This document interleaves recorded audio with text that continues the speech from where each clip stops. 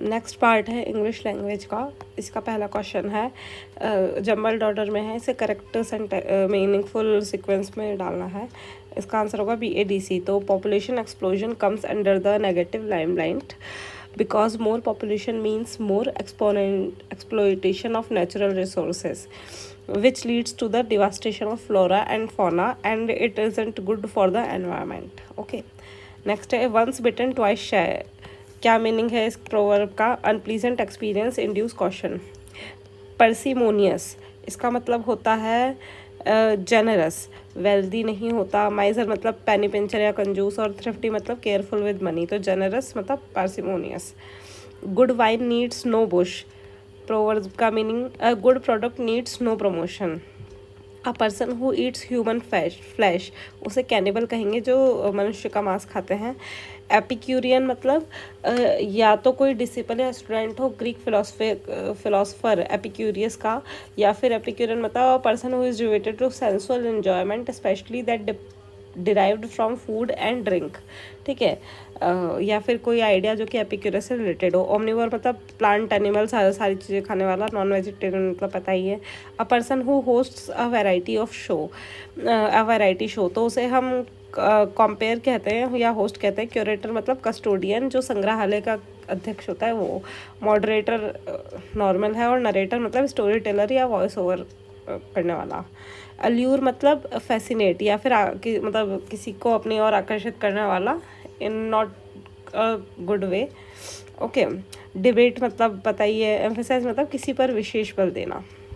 A country that has a king और a queen, तो इसे मोनार्की कहेंगे जहाँ राजा या रानी का साम्राज्य राज चलता है। रिपब्लिक मतलब गणतंत्र, जो कि भारत में है, कि जनता जो होती है उस देश की वो अपना रिप्रेजेंटेटिव चुनती है सरकार चलाने के लिए।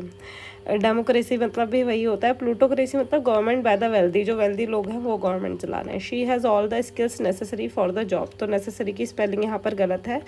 सही स्पेलिंग है नेसेसरी, NECESSARY। नेक्स्ट है इनकरेक्टली स्पेल्ड वर्ड। तो पहले सही देख लेते हैं। रेजिलियंस मतलब रोग, आघात, परिवर्तन आदि संभालने में समर्थ, तो इसकी स्पेलिंग होगी रेजिलियंस। रेजिलियंस। लोकस्ट मतलब टिड्डी। रैपेलिंग मतलब खड़ी चट्टान से रस्सी व पैरों को टिकाते हुए नीचे उतरना, इसे कहते हैं। ठीक है, रैपेलिंग। और एवरिस मतलब होता है एक्सट्रीमली स्ट्रॉन्ग और insatiable desire to obtain and hold wealth और मटेरियल पोजीशंस। ठीक है, the medieval forerunner of chemistry, इसका एक लाइन में मीनिंग होगा alchemy involve various practices aimed at transforming base metals into gold. Alchemy वो एक प्राचीन रसायन शास्त्र है जो कि बेस मेटल्स को गोल्ड में बदलने के उसको अध्ययन करता था। फोररनर मतलब व्यक्ति या वस्तु जो बाद में होने वाली घटना का पूर्व संकेत हो। हर्मेटिज्म मतलब ऑफ अ सील और closure complete and airtight. ठीक है, इसके लिए यूज़ किया जाता है। ऑकल्टिज्म मतलब mystical, supernatural, magical powers. Transmutation मतलब एक रूप प्रकृति पदार्थ से किसी अन्य में बदलना, प्रायः श्रेष्ठ के लिए। नेक्स्ट है given proverb, a journey of 1000 miles begins with a single step, मतलब इसका होता है all big task starts with a small steps. Hideous मतलब होता है अनअट्रैक्टिव, इसका एंटोनिम होगा अट्रैक्टिव। ऑफेंसिव नहीं हो सकता, सिंसियर भी नहीं हो सकता, और प्रीशियस भी नहीं हो सकता। और फ्लक्चुएटिंग मतलब क्या चाहिए, सिनोनिम। तो ऑब्स्टिनेट मतलब जिद्दी या स्टबर्न होता है। टिबेट मतलब जल्दी डर जाने वाला। और रेडिकल मतलब परिवर्तन अत्यधिक, लाइक जो अत्यधिक एक्सट्रीम परिवर्तन चाहते हो सामाजिक या राजनीतिक रूप पे, उससे रिलेटेड है। तो इररिजोल्यूट मतलब होता है इनडिसिसिव या अनसर्टेन, जो कि फ्लक्चुएटिंग जैसा मीनिंग रखता है। Actions speak louder than words, तो इसका मतलब होगा your actions convey much more than what you से। ठीक है, नेक्स्ट है पैराग्राफ है वेल्स के ऊपर, वेल फॉल के ऊपर।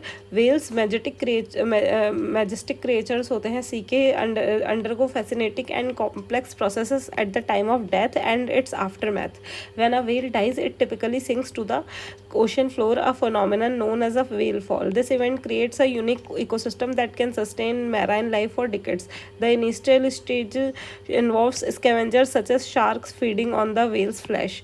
As the whale's body decomposes, specialized bacteria break down its fat, releasing nutrients into the surrounding waters. Over time, carcass supports various creatures, including bone-eating worms that feed on the whale's bones. The whale fall serves as a vital food source in deep sea environments, which are often nutrient poor.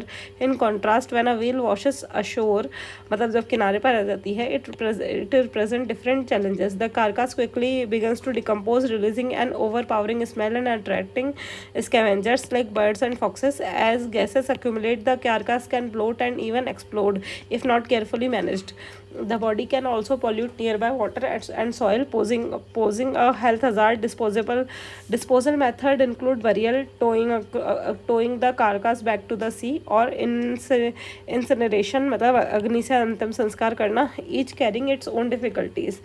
Question है, how would one describe the tone regarding the challenges of beached whale carcasses? Joyful नहीं, critical नहीं, sarcastic नहीं, neutral with a focus on factual information. सही है. Next है, what can be inferred about the impact of whale falls on deep sea ecosystem. तो answer है इसका no impact नहीं, हार्मफुल नहीं, डिसरप्ट नहीं करता मैराइन लाइफ को. तो यही है, release nutrient and support marine life. Next है, how does the process of whale falls relate to real world ocean ecosystem. Whale falls harm नहीं, फॉल्स आर रेयरली फाउंड नहीं, ऐसा नहीं है, हाँ होते ही हैं. Whale falls lead to the extension of deep sea नहीं. Whale fall helps to provide nutrients in deep sea environment, ये चीज़ सही है. According to the passage of the following is true about a beached whale. तो beached whale जो किनारे पर आ चुकी है व्हेल की कारकास, उसका बारे में क्वेश्चन है. The whale carcass can pollute nearby land and water, ये चीज़ सही है. Can not be studied for research, गलत है. डज नॉट डिकम्पोज, नहीं डिकम्पोज करती है. The whale will quickly float back to सही, नहीं, क्योंकि बहुत भारी शरीर होता है.